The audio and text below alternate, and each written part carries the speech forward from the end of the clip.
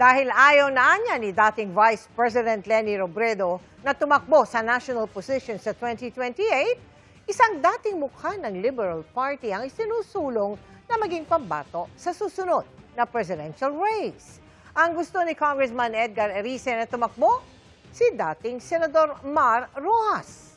Nakatutok si Darlene Kai. I am convincing Mar Rojas to run.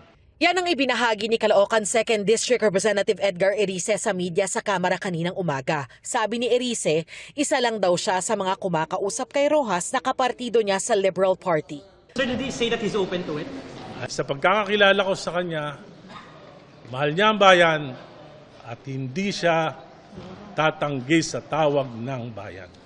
Matatandaang nang unang tumakbo sa pagkapangulo si Rojas noong 2016, tinalo siya ni dating Pangulong Rodrigo Duterte. Bagay na aminado si Erice na iniinda pa ni Rojas. Alam mo si Mar Rojas, para yung nanligaw, binasted. Masakit sa kanya yung pagkakabasted sa kanya. Pero sa nangyayari sa bayan natin, dahil mahal niya yung bayan natin, abay, nasasaktan yan.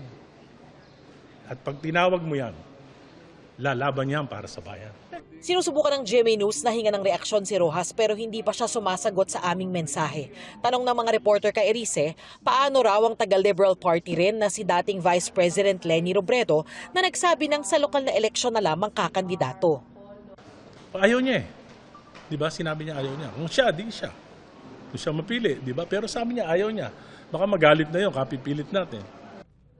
Nauna nang naghayag ng intensyong kumandidato sa pagkapangulo si Vice President Sara Duterte na nahaharap naman ngayon sa impeachment proceedings. Paano kung makakatulong tayo magawa sa na-impeach si Vice President Sara? Pag na-impeach si Vice President Sara, ang maglalaban yung dilaw sa yung pula. Kaya mas maganda nga, hindi ma-impeach eh. Dahil walang kandidato yung pula. Dilaw na lang kami. Darlene Kai, Nakatutok, 24 Oras.